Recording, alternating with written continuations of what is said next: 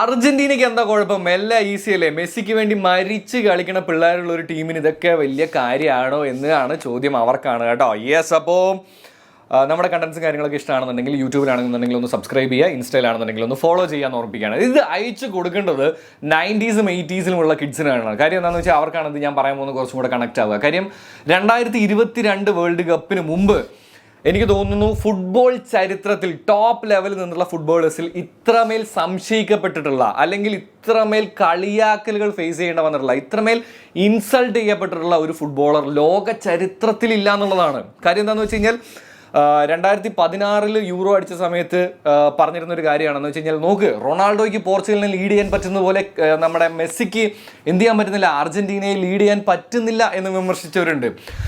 വലിയ മാച്ചുകൾ വരുന്ന സമയത്ത് അവൻ പേടിച്ച് പോവാറുണ്ട് എന്ന് പറഞ്ഞവരുണ്ട്. ക്ലബിന് വേണ്ടി മാത്രമേ കളിക്കുകയുള്ളൂ എന്ന് പറഞ്ഞവരുണ്ട്. അങ്ങനെ ഇതെല്ലാ വിമർശനങ്ങളും പേര് തന്നെയാണ് 2022 വേൾഡ് കപ്പിൽ വന്നത്. അത് കഴിഞ്ഞ് കഴിഞ്ഞപ്പോൾ എന്തായി? ഇപ്പം അത് റിഗ്ഡായി, സെറ്റായി, ഫിഫ ചെയ്തു കൊടുത്ത പോലെ ആയി. അതിനെന്താ കാര്യം എന്നറിയോ? ഫുട്ബോൾ ചരിത്രത്തിൽ മെസ്സിക്ക് ആകെ പെൻഡിങ് ഉണ്ടായിരുന്ന ഒരേ ഒരു സാധനം എന്തായിരുന്നു? അങ്ങനെ ഹീ കംപ്ലീറ്റഡ് ഫുട്ബോൾ എന്നുള്ളതാണ്. അതിൻ്റെ തന്നെയാണ് അർജന്റീന ഫാൻസ് ഇപ്പോഴും ആഘോഷിച്ചുകൊണ്ടിരിക്കുന്നത്. കാര്യം എന്താണെന്ന് വെച്ച് കഴിഞ്ഞാൽ അത്രമേൽ വിമർശനങ്ങൾ കേൾക്കേണ്ടി വന്നിട്ട് അവനത് പൂർത്തിയാക്കിയപ്പോൾ നിങ്ങൾക്കിപ്പോൾ ഒരു ഉത്തരവില്ല. ഇപ്പോൾ റിഗ്ഡ്, മാങ്ങാം, തേങ്ങ എന്ന് പറഞ്ഞിട്ട് പോക്ക് മാത്രമേ ഉള്ളൂ.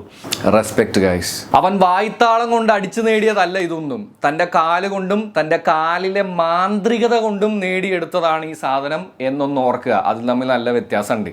റെസ്പെക്ട്. ഓക്കെ.